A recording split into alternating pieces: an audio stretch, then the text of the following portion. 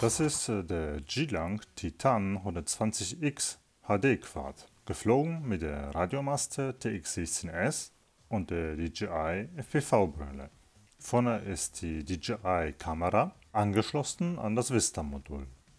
Die 1204 Motoren sind mit 4500 kV und obendrauf sitzen die Emax 2,5 Zoll Propeller. Ich bin sogar die ohne Schrauben geflogen und keinen Propeller verloren. Hinten die Original Vista-Antenne. Die DJI-Kamera ist mit einem Schutz oben und unten aus Plastik versehen. Geflogen wird mit leichten 450 mAh 4S-Akku. Der Titan 120 wiegt nur 105 Gramm und mit dem Akku sind es 161,53 Gramm. Man könnte auch mit 550 mAh 4S-Akku fliegen oder etwas gemütlicher mit einem 3S GNB-Akku. Im Lieferumfang findet man sogar einen Propellerschutz. So kann sich auch ein FPV-Einsteiger hier trauen. Ersatzpropeller sind dabei, sogar ein weiterer Satzpropeller, die schwarzen Gemfen 2535 Propeller. Der Winkel der Kamera ist einstellbar. Hinten ist die Antenne auf einem TPU montiert und so eben gut flexibel. Innen ist ein R4 All-in-One-Board mit 12 Ampere ESCs. Hier noch einmal die Motoren mit 4500 kV, die perfekt für einen 4S-Akku sind. Die Bodenplatte ist 2,5 mm dick. Die Kunststoffhaube ist aus gepresstem Plastik, aber recht dünn. Also geht die Haube garantiert zu Bruch nach einem ordentlichen Absturz. Aber eine weiße Ersatzhaube ist vorhanden. Mit Propellerschutz wiegt der Quad 124 Gramm. Eine Insta360 Go Kamerahalterung ist dabei, die etwa 7 Gramm wiegt. Mit Propellerschutz wiegt der Quad dann 180 Gramm. Betafly 4.2 ist vorinstalliert und eingestellt. Ich sichere mir mit Diff All alle Einstellungen in der Zwischenablage und spiele zuerst die aktuelle Version von Betafly 4.26 ein. Das ist zwar nicht notwendig, schadet aber nicht. Nach dem Update und dem Aufspielen der FC-Standards füge ich wieder alle Originaleinstellungen aus der Zwischenablage und der Zelle I ein. Und schon sind alle Einstellungen wieder da.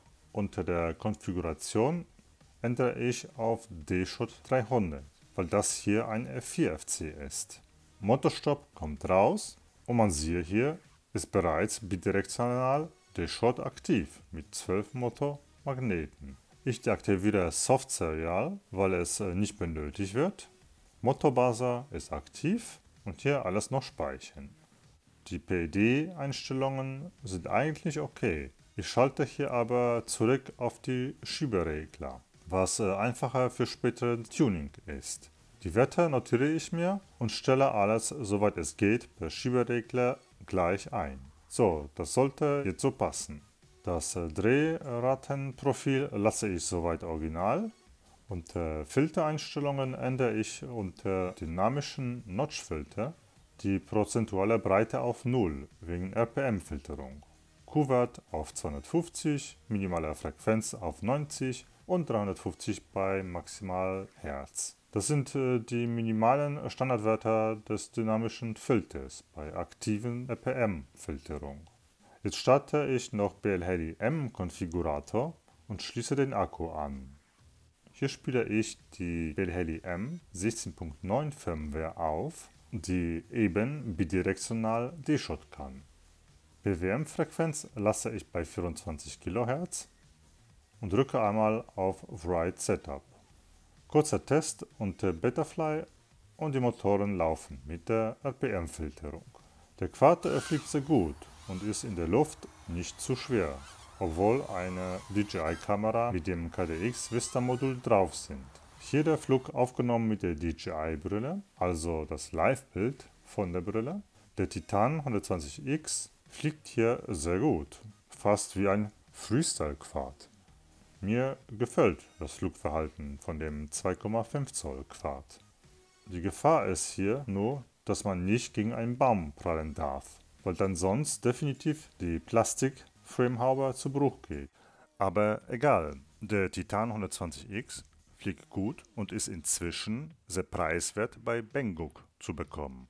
Sollte das Frame mal doch zu Bruch gehen, kann man hier leicht auf einen Dragon Frog 3 Zoll Frame umsteigen, wo die DJI-Kamera mit dem Vista-Modul draufpassen, sogar mit dem F4 All-in-One-Board, das ein Toothpick-Format hat.